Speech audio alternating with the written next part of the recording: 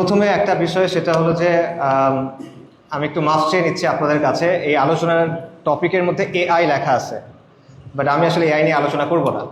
এআইটা লেখা হয়েছে আপনাদের মানে মার্কেট ধরার জন্য। এআই এর প্রতি সবার অনেক আগ্রহ, এআই নিয়ে এখন অনেক হাইপ, $1 ট্রিলিয়ন ইন্ডাস্ট্রি, কর্মক্ষেত্রে এআই এর কথা সবাই বলে। তো এটা আশা করা যায় যে এআই শুনলে মানুষজন আসবে। ট্রান্সহিউম্যানিজম যেটা, এটা শুনে আসলে পরিচিত মনে হয় না। তো বাট আমার অ্যাকচুয়াল পিএইচডি থিসিস যেটা আমি করতেছি এটা হলো ট্রান্সহিউম্যানিজম নিয়ে। ট্রান্সহিউম্যানিজম কী সেটা নিয়ে আমি আলোচনা করব। এটার ভেতরে এআই এর আলোচনা আছে, এটার সাথে AI linked, but AI itself is very মানে অনেক ডাইভার্স একটা টপিক, এটা নিয়ে অনেক আলোচনার বিষয় আছে। তো সেটা আসলে আমি ধরতেছি না, তো এই জন্য আমি আসলে মাফ চাচ্ছি। আমার সুপারভাইজার আমাকে জোর করে আমার পিএইচডির মধ্যে এআই নিয়ে একটা চ্যাপ্টার অ্যাড করাইছে। আমি অনেক চেষ্টা করছি ওটা না করার, বাট ওটা আমার করতেই হয়েছে। তো আজকে যেহেতু এখানে আমার সুযোগ আছে, কোনো সুপারভাইজার নাই, তো আমি এই জন্য এআই নিয়ে খুব একটা আলোচনা করবো না। এটা আর কি একটা বিষয়। আরেকটা ব্যাপার হলো যে আলোচনাটা আসলে কী রকমের। যেমন ধরেন ফেসবুকে আপনারা এরকম একটা আলোচনা দেখবেন যে এআই হলো দাজ্জাল, এরকম একটা আলোচনা আপনারা দেখছেন, রাইট? এই টাইপের কোনো আলোচনা আমি আজকে করতেছি না, 1 নাম্বার। 2 নাম্বার, এআই ব্যবহার করা হালাল না হারাম, ট্রান্সহিউম্যানিজম হালাল না হারাম, বা এই টাইপের অনেক আলোচনা আছে, এটা কি জায়েজ না না জায়েজ, এই ধরনের কোনো আলাপও আমি করতেছি না। এই আলাপগুলো দরকার আছে, বাট এগুলো অবশ্যই যারা উলামায়ে কেরাম তারা করবেন, এটা আমার করার জায়গা না। আমার আলোচনাটা কী নিয়ে? আমার আলোচনাটা প্রথমে হলো যে ট্রান্সহিউম্যানিজম জিনিসটা আসলে কি, আর তার চেয়ে বড় কথা হলো এটার সাথে আধুনিকতার সম্পর্কটা কি, এটার সাথে আধুনিক পশ্চিমা যে সভ্যতা সেটার সম্পর্কটা কি। মূলত আমার ইচ্ছা ছিল আধুনিক পশ্চিমা সভ্যতার একটা ক্রিটিক করা, কিন্তু এটা আসলে পিএইচডির টপিক হিসেবে ভালো না।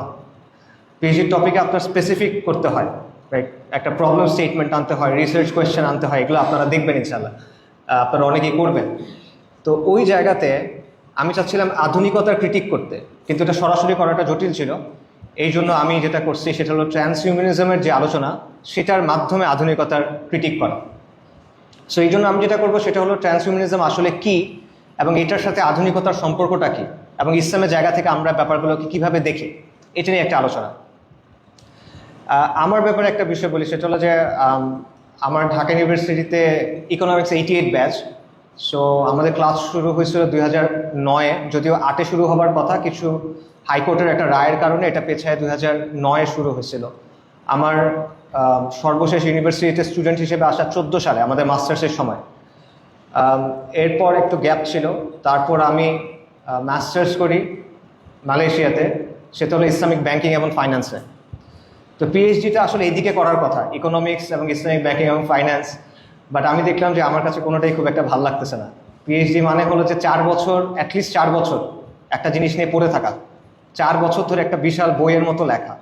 এখন এটা যদি এমন কিছু নিয়ে লিখতে হয় যেটা ভালো লাগতেছে না, এটা আসলে খুব কষ্টকর। আর আমার আসলে ছোটোকাল থেকে এটা প্রবলেম হয় যে যেটা ভালো লাগতেছে না এটা করতে খুব কষ্ট আর কি। আমি বায়োলজি নেই ক্লাস 8-এ উঠে, 9-এ, রাইট, 9-এ বায়োলজি নেই কারণ আমি ছবি আঁকতে পারি না, এরকম আর কি। মুখস্থ করতে ভালো লাগে না, ছবি আঁকতে পারি না, তাই বায়োলজি নিব না, এরকম। কম্পিউটার সায়েন্স নিয়েছিলাম তখন। তো ওই জন্য আমার কাছে মনে হচ্ছে যে আসলে ইসলামিক ব্যাংকিং অ্যান্ড ফাইন্যান্স নিয়ে করা বা ইকোনমিক্সের চাইতে এমন কিছু নিয়ে করি যেটা আমার আগ্রহ আছে। তা আমার এই জায়গাটায় আগ্রহ আছে যে পশ্চিমা সভ্যতার বা আধুনিকতার ক্রিটিক। আচ্ছা, সো এটা হলো ভূমিকা। এবার আমি মূল আলোচনাটায় যাই, সেটা হলো ট্রান্সহিউম্যানিজম আসলে কি। ট্রান্সহিউম্যানিজম, এটার কাছাকাছি একটা ওয়ার্ড আপনারা শুনছেন, ট্রান্সজেন্ডার, লাইক ট্রান্সজেন্ডার, ওরকম ট্রান্সহিউম্যানিজম। ট্রান্সহিউম্যানিজম কি? ট্রান্সহিউম্যানিজম হলো একটা সোশ্যাল, কালচারাল এবং ফিলোসফিক্যাল মুভমেন্ট, একটা সামাজিক, সাংস্কৃতিক এবং দার্শনিক আন্দোলন। যে আন্দোলনটা কি চায়? এই আন্দোলনটা বলে যে মানব জাতির রূপান্তর করা প্রয়োজন বিজ্ঞান এবং প্রযুক্তির মাধ্যমে। আবার বলছে, তারা বলতে চায় যে মানব জাতির বর্তমান যে চেহারাটা আছে এটাকে পরিবর্তন করা প্রয়োজন, এটার রূপান্তর করা প্রয়োজন বিজ্ঞান এবং প্রযুক্তির মাধ্যমে। এটার সাথে বিবর্তনের আইডিয়াটা লিঙ্কড, যে মানুষ তো আজকের যে রূপ আছে এই রূপে সবসময় ছিল না, এটা তারা বিশ্বাস করে, আধুনিকতাটা বিশ্বাস করে, বিবর্তনের তত্ত্বে বিশ্বাস করে। সো মানুষ প্রথমে একটা এইপ টাইপ জন্তু ছিল, বন মানুষ টাইপের একটা জন্তু ছিল তাদের বিশ্বাসে। সো সেই জায়গা থেকে ধাপে ধাপে রূপান্তরিত হয়ে মানুষ আজকের অবস্থায় এসে পৌঁছাইছে। কিন্তু এই প্রক্রিয়াটা অনেক স্লো, এবং এই প্রক্রিয়াটা প্রকৃতির খামখেয়ালিপনা অনুযায়ী চলছে। তো এতদিন পর্যন্ত বিবর্তন হয়েছে প্রকৃতির খেয়াল অনুযায়ী, এখন যে বিবর্তন সেটা হবে মানুষের পরিকল্পনা অনুযায়ী। সো একটা ছিল ডারউইনিয়ান এভলিউশন, এখান থেকে আমরা এখন যাব ডিজাইনার এভলিউশন, মানুষের খেয়াল মতো এভলিউশন হবে। এটা হলো সংক্ষেপে ট্রান্সহিউম্যানিজমের মূল বক্তব্য। মানুষের বর্তমান যে রূপ, এটাকে রূপান্তরিত করতে হবে বিজ্ঞান এবং প্রযুক্তির মাধ্যমে। এটা কেন করতে হবে, এটার মাধ্যমে আমরা কি অর্জন করব? প্রথম কথা হলো যে মানুষের শরীর এবং মানুষের যে মন, এটার কিছু সীমাবদ্ধতা আছে। আমরা বৃদ্ধ হই, আমরা মারা যাই, আমাদের চিন্তা সবসময় প্রপারলি কাজ করে না, রাইট? আপনারা পরীক্ষার আগে এটা বোঝেন যে আমাদের মেমোরি ভালো মতো কাজ করে না, কারেক্ট? সো এখানে আমাদের কিছু লিমিটেশন আছে। এই লিমিটেশনগুলো আমরা অতিক্রম করতে পারবো বিজ্ঞান এবং প্রযুক্তির মাধ্যমে, আমরা যদি মানুষকে পরিবর্তন করি। প্রথম কারণ। দ্বিতীয় কারণ হলো মানুষের সক্ষমতাগুলো বাড়ায় তোলা। যেমন ধরেন ট্রান্সহিউম্যানিজম 3টা জিনিসের কথা বলে, 3টা এস বলে: সুপার ইন্টেলিজেন্স, অতি মানবীয় বুদ্ধিমত্তা; সুপার হ্যাপিনেস, অতি মানবীয় আনন্দ; এবং সুপার নলেজ, সুপার লঞ্জিভিটি, মানে জীবনের লাইফ স্প্যানটা অনেক লম্বা হওয়া। যেখানে এখন অ্যাভারেজে আমরা বেঁচে থাকি 60 বছরের মতো, এটা অনেক গুণ বাড়ায় তোলা। ঠিক আছে, এই জিনিসটা তারা চায়। ট্রান্সহিউম্যানিজমের কিছু পার্টিকুলার থিমস আছে যে তারা কি করতে চায়। যেমন ধরেন একটা হলো ডিজাইনার বেবি। ডিজাইনার বেবি কি? মনে করেন একটা শিশু জন্ম হওয়ার আগে জেনেটিক ইঞ্জিনিয়ারিংয়ের মাধ্যমে আমরা তার ডিএনএতে কিছু পরিবর্তন করব, যার ফলে সুনির্দিষ্ট কিছু বৈশিষ্ট্য তার মধ্যে থাকবে এবং সুনির্দিষ্ট কিছু বৈশিষ্ট্য আমি বাদ দিব। কি বাদ দিব? মনে করেন ওই বাচ্চার ফ্যামিলিতে হাঁপানির প্রবণতা আছে। হাঁপানি একটা মানে প্রজন্মগত অসুস্থতা, রাইট? আপনারা জানেন। বা এরকম ব্লাড ডিজিজ থাকে, বেটা থ্যালাসেমিয়া, এটা কিন্তু এই হয়, কনজেনিটাল হইতে পারে, জন্মগত রোগ হইতে পারে। সো আমরা ডিএনএ থেকে এটা চেঞ্জ করে দিলাম। আর আমরা ভালো কি অ্যাড করতে পারি? ধরেন তার চোখের রং, তার হাইট, তার আইকিউ, রাইট? এই জিনিসপত্রগুলো আমরা এডিট করতে পারি। সো এটা হলো আইডিয়াটা, ডিজাইনার বেবিস। একটা বাচ্চা ভ্রূণ থাকা অবস্থাতেই, এমব্রায়োনিক অবস্থাতেই তাকে পরিবর্তন করা হবে। এটা 1 নাম্বার। 2 নাম্বার, সাইবর্গাইজেশন। আপনারা যারা ছোটকালে কার্টুন দেখছেন বা কমিক্স পড়ছেন বা সাইফাই বই পড়ছেন, সায়েন্স ফিকশন, তারা সাইবর্গ নামে একটা জিনিসের কথা পড়ছেন, যেটা হলো মানুষের ব্রেইনের সাথে কম্পিউটারের ইন্টারফেস করা, কম্পিউটার এবং ব্রেইনকে একসাথে যুক্ত করা। এটা করলে কি হবে? আমাদের ব্রেইনের যে লিমিটেশনগুলো আছে সেগুলোকে আমরা অতিক্রম করতে পারবো কম্পিউটারের ক্যাপাসিটি ইউজ করে। এটা হলো সাইবর্গাইজেশন। এগুলো নিয়ে বিস্তারিত পরে আলোচনা করতেছি। আরেকটা আইডিয়া আছে যেটা খুব র্যাডিক্যাল একটা আইডিয়া, এটা হলো মাইন্ড আপলোডিং। আইডিয়াটা হলো এটা যে মানুষের যে মন, ট্রান্সহিউম্যানিস্টরা বিশ্বাস করে, এটা আধুনিক বিশ্বে অনেকেই বিশ্বাস করে, এটা যে মানুষের সত্তাটা হলো আসলে তার মস্তিষ্কে।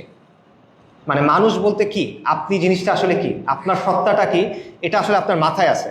আর আপনার মাথা হলো মূলত আপনার মেমোরিটা, মাথা হলো মূলত ডাটা, রাইট? সো আমি যদি পুরো মাথাটা স্ক্যান করতে পারি এবং আমি যদি খুব ডিটেইল একটা স্ক্যান করতে পারি এবং এটা যদি একটা কপি আমি কোনো কম্পিউটারে বা ক্লাউডে রাখতে পারি, তাহলে বেসিক্যালি ওই মানুষটাকে ক্যাপচার করতে পারছি। এবং পরবর্তীতে আপনার শরীর হয়তো বা নষ্ট হয়ে গেল, কিন্তু সেটা যদি আমরা সিনথেটিক কোনো বডি তৈরি করি, কৃত্রিম প্রোটিন কিন্তু এখন তৈরি করা হয়, আপনারা জানেন সিনথেটিক প্রোটিন এখন তৈরি করা হচ্ছে। মনে করেন কৃত্রিম কোনো বডি যদি তৈরি করা হয়, সেই বডিতে যদি ওই আপনার ব্রেইনের যে স্ক্যান করা হয়েছে সেটা যদি আমরা ওখানে নামাতে পারি, তাহলে বেসিক্যালি আপনি নতুন একটা বডি পাচ্ছেন এবং এইভাবে আপনি অনন্তকাল বেঁচে থাকতে পারবেন। এটা তারা বলে। 5 নম্বর একটা আইডিয়া আছে, এটা এআই এর সাথে যুক্ত। এটা হলো টেকনোলজিক্যাল সিঙ্গুলারিটি। সো আপনারা যারা ফিজিক্সের স্টুডেন্ট আছেন তারা সিঙ্গুলারিটির কথা জানেন। সিঙ্গুলারিটি হলো বেসিক্যালি ওই পয়েন্টটা যেখানে গিয়ে কোনো ম্যাথমেটিক্যাল মডেল আর কাজ করে না। সো মনে করেন একটা ব্ল্যাক হোলের যে সেন্টার, রাইট, এটা সিঙ্গুলারিটি, এরপরে আর হিসাব করার কোনো সুযোগ নাই। অথবা বিগ ব্যাং এর সময় যে মুহূর্তটা থিওরিটিক্যালি বলা হয় যে এই মুহূর্তটাতে গিয়ে আমাদের সব ম্যাথমেটিক্যাল যে মডেল আছে, আমাদের যে তত্ত্ব আছে, এটা ব্রেকডাউন করে। এটা ফিজিক্সের আইডিয়া। টেকনোলজিক্যাল সিঙ্গুলারিটির আইডিয়াটা হলো যে আর্টিফিশিয়াল ইন্টেলিজেন্সের বিকাশের মাধ্যমে বা অগ্রগতির কারণে আমরা এমন একটা পর্যায়ে গিয়ে পৌঁছাবো যখন বিজ্ঞানের এবং প্রযুক্তির বিকাশটা এত দ্রুত গতিতে হবে এবং এত ব্যাপকভাবে হবে যে এই পর্যায়ে গিয়ে আমরা কোনো পূর্বাভাস দিতে পারবো না। আমাদের পক্ষে হিসাব রাখা পসিবল হবে না যে আসলে কি হচ্ছে। এটা একটু আমি ব্যাখ্যা করি। আমরা বর্তমানে যে এআইগুলো ইউজ করি, ফর এক্সাম্পল আপনারা যেগুলো ইউজ করতেছেন, Gemini, ChatGPT, Claude, right, এরকম যা কিছু ইউজ করতেছেন এগুলো আসলে ন্যারো এআই, মানে এগুলোকে তৈরি করা হয়েছে স্পেসিফিক ধরনের কিছু কাজ করার জন্য। তো এটা যথেষ্ট না। আর্টিফিশিয়াল ইন্টেলিজেন্সের শুরু থেকে চিন্তাটা আসলে যেটা তৈরি করার, সেটাকে বলা হয় এজিআই, আর্টিফিশিয়াল জেনারেল ইন্টেলিজেন্স।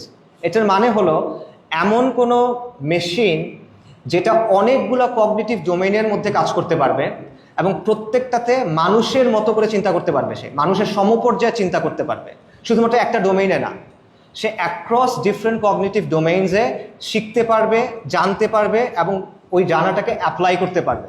এটা হলো আর্টিফিশিয়াল জেনারেল ইন্টেলিজেন্স। এবং এই যে আপনারা এআই রেইসের কথা জানেন, আপনারা যারা খোঁজ খবর রাখেন জানবেন যে ডিপ মাইন্ড, গুগলের ডিপ মাইন্ড, ওপেন এআই, তারপরে ক্লড, অ্যানথ্রোপিক, এরা সবাই কিন্তু রেইস করতেছে, এবং চাইনিজ বিভিন্ন কোম্পানি, যে কারা আগে তৈরি করতে পারে, কি তৈরি করতে পারে, এজিআই তৈরি করতে পারে। কেন? কারণ এজিআই যদি তৈরি করা যায় তাহলে তত্ত্বটা হলো যে আইফোনের যেমন, আইফোন এখন মনে হয় আইফোন 17 সবচেয়ে লেটেস্ট মডেল, রাইট? আইফোন 17-এর পরে আছে আইফোন 17 প্রো, প্রো ম্যাক্স, তারপর আইফোন 18, রাইট? আপগ্রেড হয়। আইডিয়াটা হলো একবার যদি এজিআই তৈরি করা যায়, এজিআই তখন নিজেই নিজেকে আপগ্রেড করতে পারবে। কথা বুঝছেন? মানুষেরা আপগ্রেড করতে হবে না, সে নিজে নিজেকে আপগ্রেড করতে পারবে। সে খুব দ্রুত সময়ের মধ্যে এজিআই 1 থেকে এজিআই 2 হবে এবং এজিআই 2 থেকে এজিআই 3 হবে, খুব দ্রুত সময়ের মধ্যে। এটাকে বলা হয় রিকার্সিভ সেলফ ইমপ্রুভমেন্ট। এটা বেসিক্যালি একটা লুপ, এবং এটার ফলে অতি দ্রুত এমন একটা বিকাশ ঘটবে যেটা মানুষের পক্ষে আর মানে হিসাব করাই আর পসিবল হবে না। সাধারণ মানুষের পক্ষে, সাধারণ বুদ্ধিমত্তার পক্ষে এটা তখন আর হিসাব করাই পসিবল না যে আসলে কি হচ্ছে। তা টেকনোলজিক্যাল সিঙ্গুলারিটি বলতেছে যে এই পর্যায়ে যাওয়ার পর মানুষ কি করবে? সে বলছে মানুষকে যদি এই সময় টিকে থাকতে হয়, মানুষকে যদি এই সময় খেয়াল রাখতে হয় যে আসলে কি হচ্ছে, তখন মানুষের সাথে আর্টিফিশিয়াল যে ইন্টেলিজেন্স, এটাকে মার্জ করতে হবে। আদারওয়াইজ মানুষ অবসলিট হয়ে যাবে, তামাদি হয়ে যাবে, সে এটার খোঁজখবর রাখতে পারবে না, রাইট? সো এটা হলো টেকনোলজিক্যাল সিঙ্গুলারিটি। সো এগুলো হলো কিছু আইডিয়া ট্রান্সহিউম্যানিজমের। আলটিমেটলি ট্রান্সহিউম্যানিজমের আইডিয়াটা কি? এত কিছু আমরা কেন করতেছি, করে কি লাভটা? লাভটা হলো সে বলতেছে আজকে যে মানুষ আছে সেই মানুষ আগামীতে আর থাকবে না, মানুষের জায়গায় নতুন একটা প্রজাতি আসবে, সেটার নাম হলো পোস্ট হিউম্যান, উত্তর মানুষ। সো আজকে মানুষ আছে, post human, man post human বা হিউম্যান পোস্ট হিউম্যান। ট্রান্সহিউম্যানিজম হলো এই দুটার মাঝের জায়গাটা। ট্রান্সহিউম্যানিজম হলো এই ভিশনটা যে মানুষকে আমরা পোস্ট হিউম্যানে পরিণত করব, এই যে ভিশন, এটা ট্রান্সহিউম্যানিজম, এবং এই প্রক্রিয়াটা, এটাও ট্রান্সহিউম্যানিজম। ঠিক আছে? সো ট্রান্সহিউম্যানিজম বেসিক্যালি বলতেছে মানুষ থেকে আমাদের উত্তর মানুষে পরিণত হতে হবে, এবং এই প্রক্রিয়াটা আমরা সামনে আগায় নিয়ে যেতে চাই। মানুষের যে দুর্বল শরীর, সেই শরীরটাকে আমরা রোবোটিক্স দিয়ে, জিনোমিক্স দিয়ে, ন্যানো টেকনোলজি দিয়ে পরিবর্তন করব।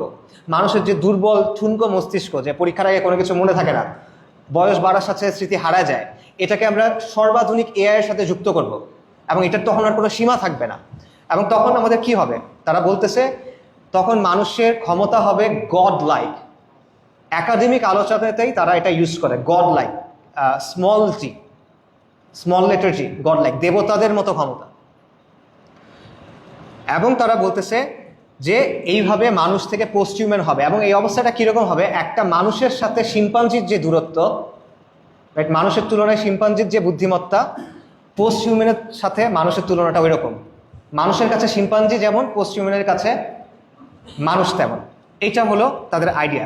So all ideas of transhumanism আর বেসিক্যালি এই আইডিয়াটা যে মানুষকে পোস্ট হিউম্যান বানাইতে হবে। কিভাবে আমরা এটা বানাবো? আর্টিফিশিয়াল ইন্টেলিজেন্স দিয়ে, জিনোমিক্স দিয়ে, বায়োটেকনোলজি দিয়ে, ন্যানো টেকনোলজি দিয়ে, এবং এটার সাথে রিলেটেড আরও অনেক টেকনোলজি দিয়ে, যেগুলো সামনে আসতেছে।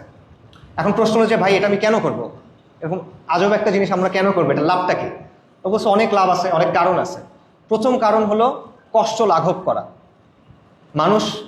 মানব জাতি যা কিছু করে তার মধ্যে একটা বড় কারণ হলো কষ্ট লাঘব করা। কিসের কষ্ট? দেখেন, প্রতি বছর অনেক মানুষ শারীরিক অসুস্থতায় ভোগে, মানসিক অসুস্থতায় ভোগে, বার্ধক্যের কারণে কষ্ট পায়, ওল্ড এজ, রাইট? এবং প্রতিদিন কোটি কোটি মানুষ আলটিমেট কষ্টটা পায় মৃত্যুর মাধ্যমে। এবং কেউ তো আসলে মরতে চায় না, বা অধিকাংশ মানুষই মরতে চায় না। এটা তো আশা করি সবাই অ্যাগ্রি করবেন, অধিকাংশ মানুষই ওই সময় মরতে চায় না।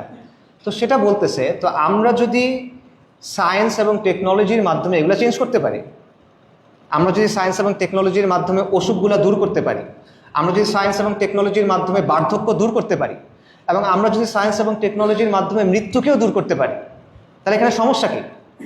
বড় এটা তো করা উচিত, কারণ সবার কষ্ট হচ্ছে, সবার কষ্ট তো লাঘব করা দরকার। এটা তো একটা ভালো কাজ। দুনিয়াতে এগুলোর জন্য মানুষ শান্তিতে নোবেল পুরস্কার পায় না, মানুষের কষ্ট লাঘব করে। এটা একটা ভালো কাজ। সেটা হলো প্রথম যুক্তি, কষ্ট লাঘব করার যুক্তি।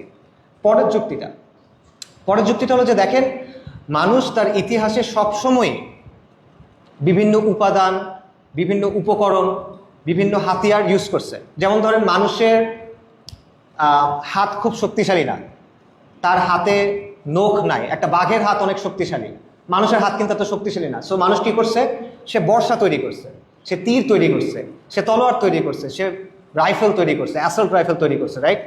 মানুষ খুব দ্রুত দৌড়াতে পারে না, এই জন্য মানুষ কি করছে? সে ঘোড়াকে পোষ মানাইছে, তারপর সে চাকা আবিষ্কার করছে, সে গাড়ি আবিষ্কার করছে, প্লেন আবিষ্কার করছে। মানুষ অনেকক্ষণ সাঁতার কাটতে পারে না, যেরকম একটা মাছ পারে, সেজন্য সে কি করছে? সে জাহাজ আবিষ্কার করছে। সে আকাশে উঠতে পারে না, কিন্তু সে কি করছে? সে প্লেন আবিষ্কার করছে। অর্থাৎ মানুষ সবসময় আমাদের যে অসুস্থতা আছে, অসুস্থতা দূর করার জন্য আমরা কি করছি? বিভিন্ন ওষুধ তৈরি করছি, মেডিকেল টেকনোলজি তৈরি করছি। অর্থাৎ মানুষ অলওয়েজ তার যে সিচুয়েশন, এটা উন্নত করার জন্য বিজ্ঞান এবং প্রযুক্তিকে ইউজ করছে। তো ট্রান্সহিউম্যানিজম তো এটাই বলতেছে, মানে মৌলিকভাবে কথা তো ডিফারেন্ট না, সবসময় আমরা ইউজ করে আসছি। এখন আমরা করব নিজের বডিটাকে চেঞ্জ করব। সমস্যা কি? এটা লজিক্যালি তো একই জিনিস। আপনারা কেন বডিটাকে চেঞ্জ করতে চাইবেন না? এটা কি কারণ? এটা হলো দ্বিতীয় যুক্তি। তৃতীয় যুক্তি হলো অধিকার এবং স্বাধীনতার যুক্তি। সেই যুক্তিটা কি? যে মানুষের একটা মৌলিক অধিকার আছে, মানুষ স্বাধীন। মানুষের শরীরের উপর মালিকানা কার? মানুষের নিজের। My body my choice. আপনারা এটা শুনছেন যে দেহ আমার, সিদ্ধান্ত আমার। নারীবাদীরা বলে, অনেকেই বলে, এলজিবিটি আন্দোলন যারা করে তারা বলে দেহ আমার, শরীর আমার। এটার অর্থটা কি? এই শরীরের উপর মালিকানা আমার, এই শরীর নিয়ে আমি যা ইচ্ছা তাই করতে পারবো, যতক্ষণ পর্যন্ত আমি আরেকজনের ক্ষতি করতেছি না ততক্ষণ এখানে বাধা দেওয়ার কেউ নাই, রাইট? এটা হলো আইডিয়াটা। এটাকে বলে অটোনমি, পার্সোনাল অটোনমি বা ইন্ডিভিজুয়াল অটোনমি। তো সেই জায়গা থেকে শরীর আমার, সিদ্ধান্ত আমার। তাহলে আমি যদি সিদ্ধান্ত নেই আমার শরীরকে পরিবর্তন করার, আমি যদি সিদ্ধান্ত নেই আমার ব্রেনকে পরিবর্তন করার, এবং অন্য কারো ক্ষতি যদি আমি না করি, তাহলে সে বাধা কেন দিবে? এটা তো আমার মৌলিক অধিকার, রাইট? এটা হলো আরেকটা যুক্তি, মৌলিক অধিকারের যুক্তি। তারপরে একটা যুক্তি আছে, এটা হলো সার্ভাইভালের যুক্তি। সেই যুক্তিটা কি? যে মানব জাতির অনেকগুলো ভালনারাবিলিটি আছে, দুর্বলতা আছে। যেমন মনে করেন প্যান্ডেমিক, করোনা ভাইরাসের সময় আমরা দেখছি যে প্যান্ডেমিকের মাধ্যমে হঠাৎ করে জীবনযাত্রা একদম বন্ধ হয়ে যেতে পারে এবং অনেক মানুষ মারা যেতে পারে। তারপর মনে করেন পারমাণবিক যুদ্ধ, নিউক্লিয়ার ওয়ার। পারমাণবিক যুদ্ধ যদি হয়, এক নিমেষে কোটি কোটি মানুষ মারা যাবে। পরিবেশগত বিপর্যয়, ক্লাইমেট ক্রাইসিস, এইটার কারণে কোটি কোটি মানুষ মারা যেতে পারে।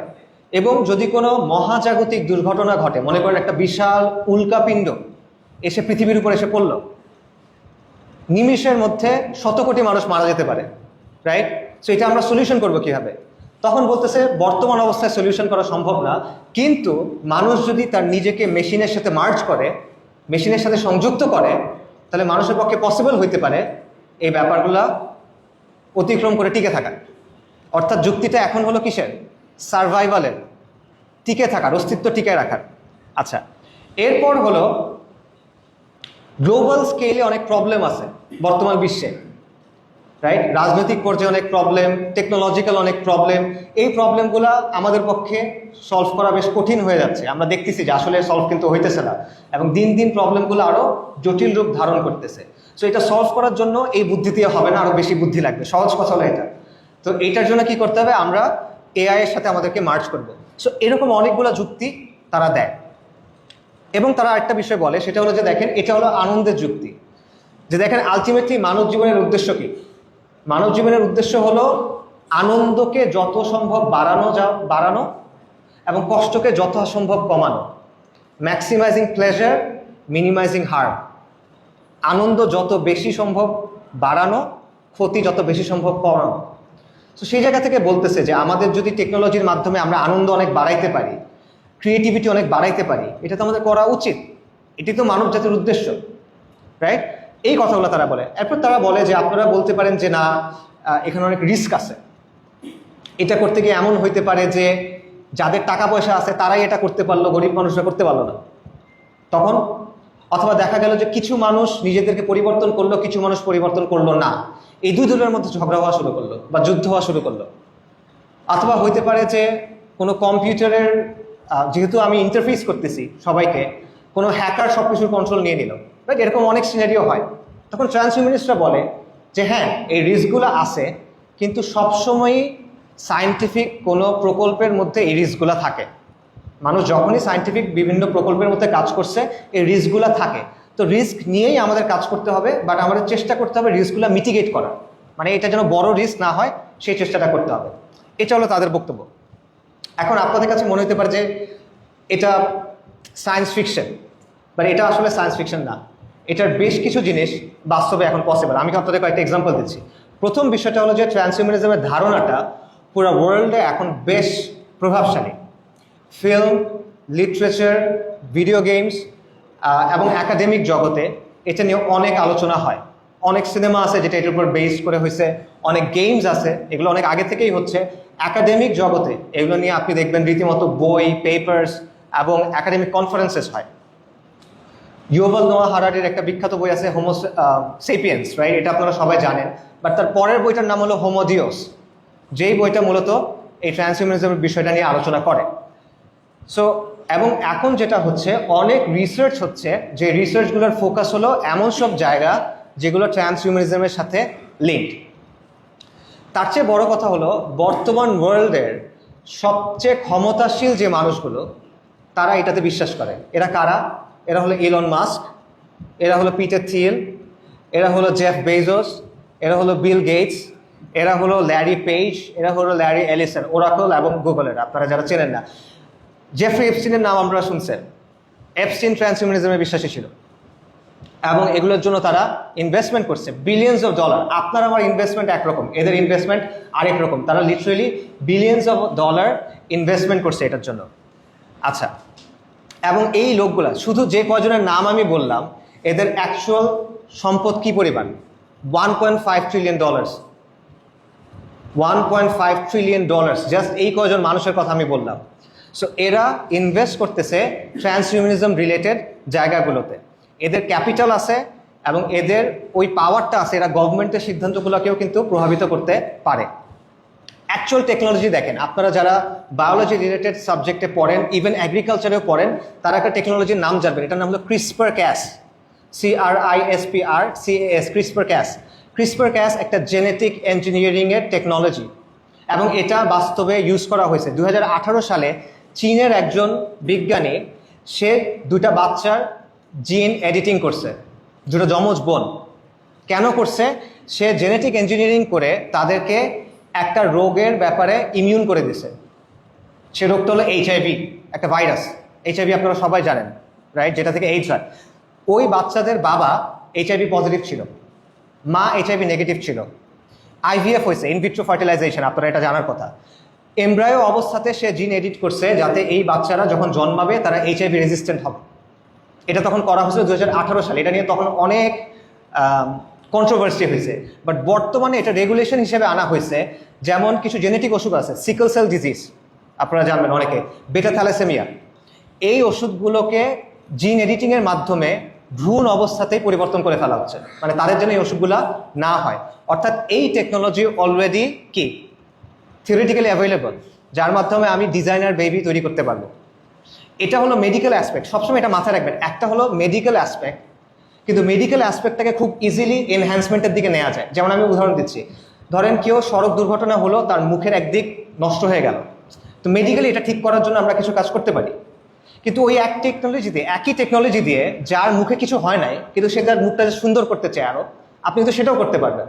সো একটা হলো কারেকশন, একটা হলো কসমেটিক, কিন্তু জিনিসটা কিন্তু সেম, রাইট?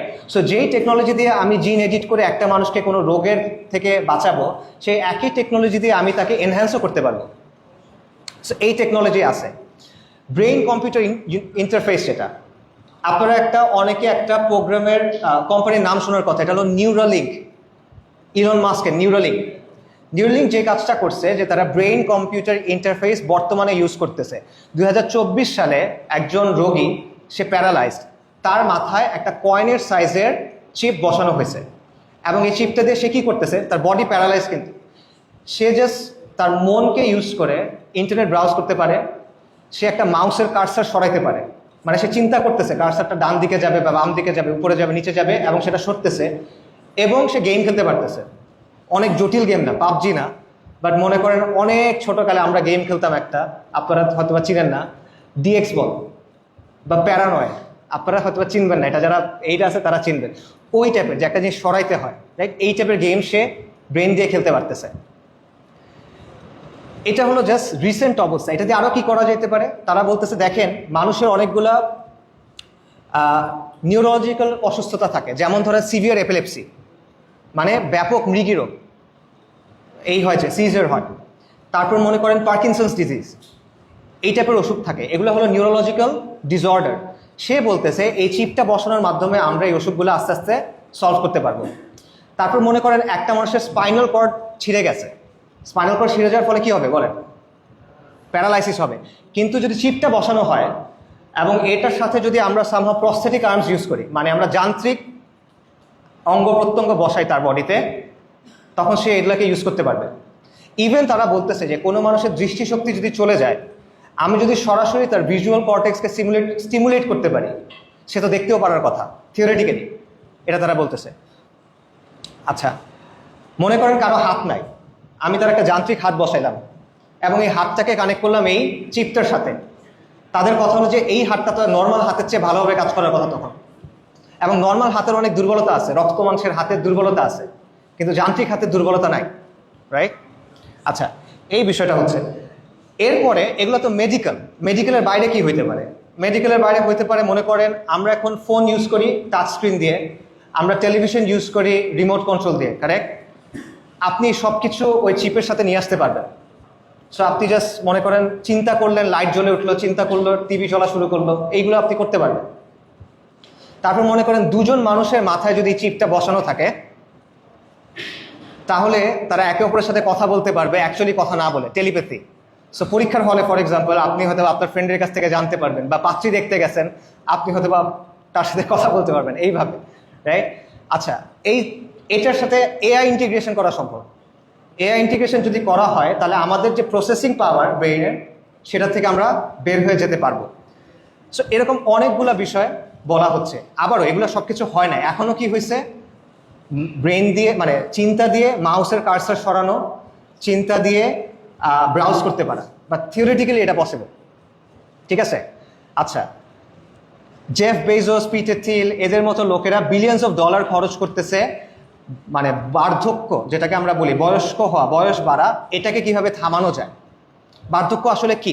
আমাদের বডির সেলগুলা বা আমাদের বডি যেই হারে ব্রেকডাউন করতেছে, ওই হারে এটাকে আর নতুন করে গঠন হচ্ছে না। বেসিক্যালি জিনিসটা এটা এন্ট্রপি, যেই হারে এটা ভেঙে পড়তেছে ওই হারে এটা পুনর্গঠন হচ্ছে না। সো সে বলছে আমরা যদি সেল লেভেলে এই পরিবর্তনটা আনতে পারি, তাহলে হয়তো বা মানুষের আর বয়স বাড়বে না। এবং এটা নিয়ে একটা বিখ্যাত প্রতিষ্ঠান আছে আলতোস ল্যাব, তারা বিলিয়নস অফ ডলার্স টাকা নিয়ে এটা গবেষণা করতেছে, এবং তারা বলতেছে যে অ্যাটলিস্ট এর ক্ষেত্রে, ইঁদুরের ক্ষেত্রে বয়স্ক হওয়ার কারণে ইঁদুরের একটা জিনিস হয় যে সে তার চোখে দেখে না, এটা তারা রিভার্স করতে পারছে, এটা তারা ফিরায় আনতে পারছে। আচ্ছা, এগুলো গেল অ্যাকাডেমিক বা সায়েন্টিফিক এক্সপেরিমেন্টাল দিক। এটার সবচেয়ে ইন্টারেস্টিং জায়গাগুলো, যেটা অলওয়েজ টেকনোলজির সবচেয়ে ইন্টারেস্টিং ইউজের জায়গা, যেটা এটা হলো মিলিটারি। টেকনোলজির যে বিকাশ, এটার ইতিহাসটা আসলে মিলিটারির বিকাশ। সো মিলিটারি ক্ষেত্রে এটা কীভাবে ইউজ করা যায়, মনে করেন আমি একটা এলিট স্কোয়াড অফ সৈন্য বানাইলাম, যাদের সবার মাথায় চিপ বসানো, এবং সবাই ড্রোন সোয়ার্ম কন্ট্রোল করতে পারে। ড্রোন সোয়ার্ম বুঝছেন? একটা ড্রোন না, লাইক অনেকগুলো ড্রোন যেগুলো সব একসাথে মুভ করে। আপনারা এটা ইউটিউবে গিয়ে খুঁজতে পারবেন, চাইনিজরা এটা খুব ভালো মতো ডেভেলপ করছে।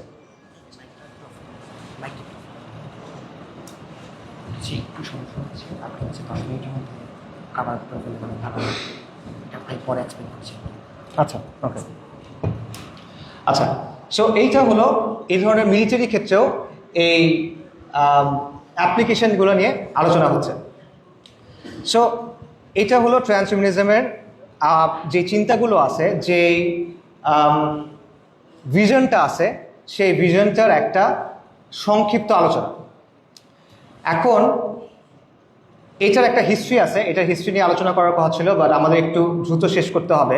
সো আমি যে জিনিসটা করব সেটা হলো এটার সাথে আধুনিকতার সম্পর্কটা কোথায় সেটা নিয়ে একটু আলোচনা করব। আধুনিকতার ক্ষেত্রে আপনি দেখবেন, এবং এটা ওয়েস্টার্ন একাডেমিকে আলোচনা করছে, যে আধুনিকতার কয়েকটা পিলার আছে, মানে কয়েকটা মৌলিক বিশ্বাস আছে যেগুলোর উপর বেস করে আধুনিকতা কাজ করে। একটা হলো অটোনমি, ব্যক্তি স্বাধীন, এই বিশ্বাসটা। একটা হলো প্রোগ্রেস, প্রগতি, ক্রমাগত যত সময় যাচ্ছে তত আমাদের বস্তুগত উন্নতি হচ্ছে, তত আমাদের চিন্তাগত নৈতিক উন্নতি হচ্ছে, এই বিশ্বাসটা। এবং এই বিশ্বাসটা যে আধুনিক বিজ্ঞান এবং প্রযুক্তির উদ্দেশ্য হলো প্রকৃতিকে নিয়ন্ত্রণ করা। আপনারা দেখবেন ফ্রান্সিস বেকনের একটা কথা আমরা সবাই শুনি, knowledge is power. But knowledge is power মানে কি? জ্ঞান পাওয়ার, এটার অর্থ কি? ফ্রান্সিস বেকন এটা ব্যাখ্যা করছে। এটার মানে হলো যে ইউনিভার্সের উপরে মানুষের যে কন্ট্রোল এবং ডোমিনিয়ন, মানুষের যে নিয়ন্ত্রণ এবং রাজত্ব, সেটাকে বৃদ্ধি করা। ঠিক আছে? এবং আরেকটা বিষয় যেটা আধুনিকতার মধ্যে আছে, এটা হলো টেকনো সলিউশনিজম, যে দুনিয়ার যে কোনো সমস্যা যদি যথেষ্ট টাইম দেওয়া হয় তাহলে যে কোনো সমস্যা বিজ্ঞান এবং প্রযুক্তি সলভ করতে পারবে।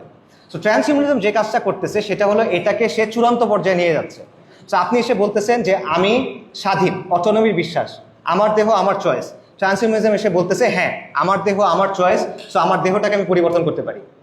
আপনি এসে বলতেছেন প্রগতি, মানুষের যত সময় যাবে আমাদের তত বিকাশ হওয়া প্রয়োজন, সমাজের তত বিকাশ হওয়া প্রয়োজন, পুরনো ধ্যান ধারণা আমরা এখন আর ধরে রাখতে পারি না। ট্রান্সহিউম্যানিজম বলছে হ্যাঁ সঠিক, এবং এই প্রগতির স্বার্থেই মানুষের বডিটাকে আমাদের চেঞ্জ করা প্রয়োজন। আধুনিকতা বলতেছে যে প্রকৃতির উপর নিয়ন্ত্রণ। ট্রান্সহিউম্যানিজম বলতেছে হ্যাঁ আমরা একমত, প্রকৃতির উপর নিয়ন্ত্রণ, এই নিয়ন্ত্রণটা মানব প্রকৃতির উপরও নিয়ন্ত্রণ। ঠিক আছে? এবং দেন যেটা আমি বললাম যে টেকনো সলিউশনিজম, যে বিজ্ঞান এবং টেকনোলজি, সায়েন্স এবং টেকনোলজি, বিজ্ঞান ও প্রযুক্তি সকল কিছু সমাধান দিতে পারে। এখানে তারা বলছে হ্যাঁ, শুধুমাত্র সকল কিছু সমাধান দিতে পারে এটা না, এটা দুনিয়াতে একটা কল্পরাজ্য তৈরি করতে পারে, যেখানে মানুষ মারা যাবে না, যেখানে মানুষ কন্টিনিউলি জীবিত থাকবে, যেখানে কোনো অসুস্থ থাকবে না, যেখানে অনন্ত আনন্দ থাকবে। রাইট? সো এটা হলো আধুনিকতার সাথে ট্রান্সহিউম্যানিজমের সম্পর্কের একটা জায়গা।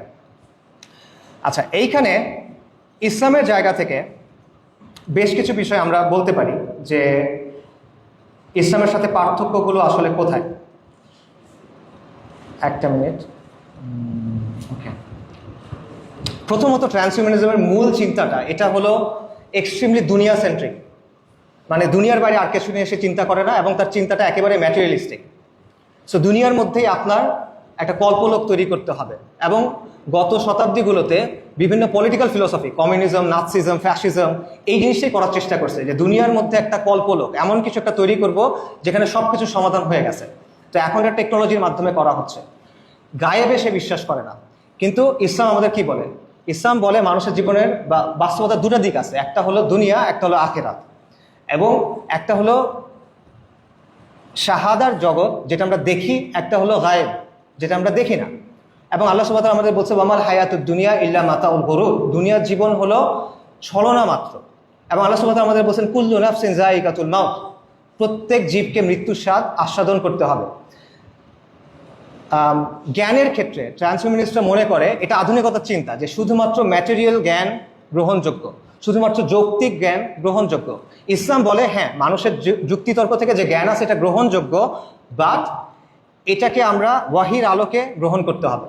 কারণ মানুষের মনের, আমরা যে চিন্তাগুলো করি, সায়েন্টিফিক থিওরি পরিবর্তন হয়, সায়েন্টিফিক থিওরি কখনো মানে ধ্রুব হয় না, এটার মধ্যে পরিবর্তন আসে।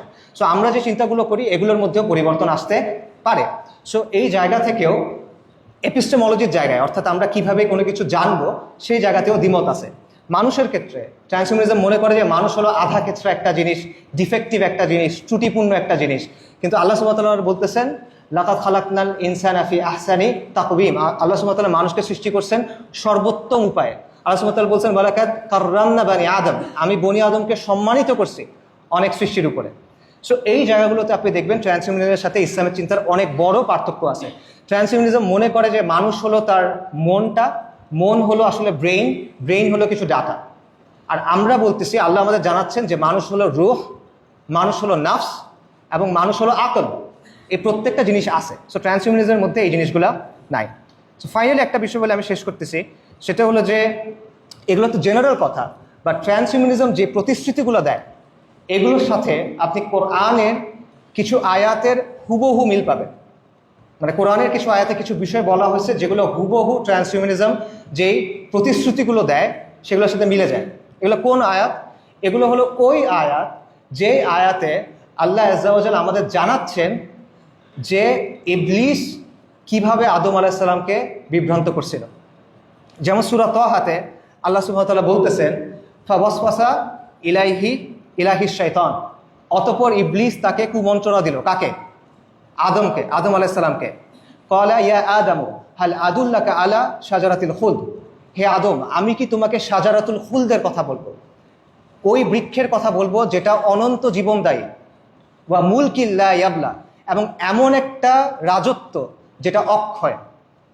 সে আদম আলাইহিস সালাম কি বলতেছে যে আল্লাহ তোমাকে এই গাছের কাছে যেতে মানা করছে, বাট এটা হলো অনন্ত জীবনদায়ী বৃক্ষ এবং এটা তোমাকে এমন এক রাজত্ব দিবে যেটার কোনো শেষ নাই।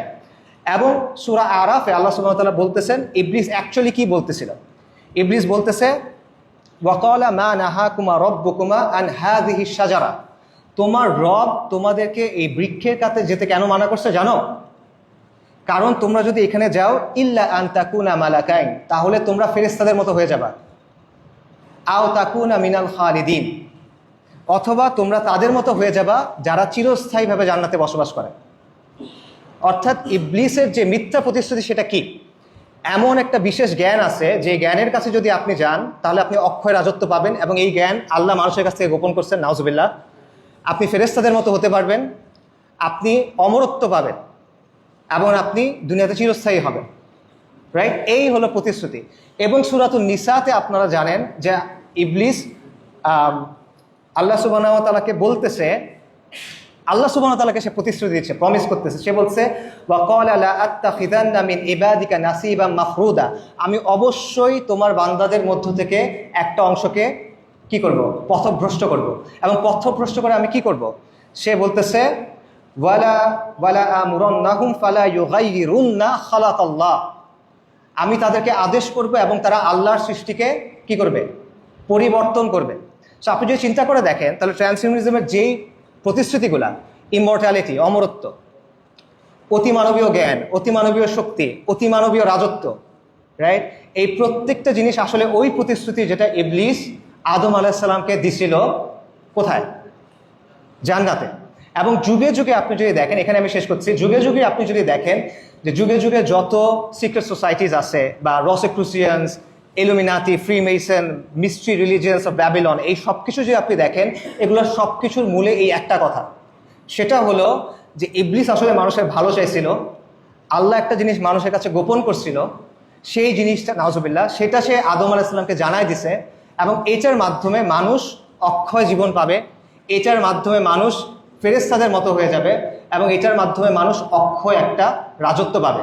তো সেই জায়গা থেকে ট্রান্সহিউম্যানিজম হলো ওই আইডিওলজিটা যেটা আধুনিক টেকনো সায়েন্টিফিক ভাবে এই একই স্বপ্নগুলো নিয়ে আসছে। আমি বলতেছি না যে ট্রান্সহিউম্যানিজম শয়তান চালাচ্ছে, এটা আমার কথা না। এটা বললাম না যে আসিফ আদনান বলছে যে এআই শয়তান চালায়, এটা আমি বলতেছি না।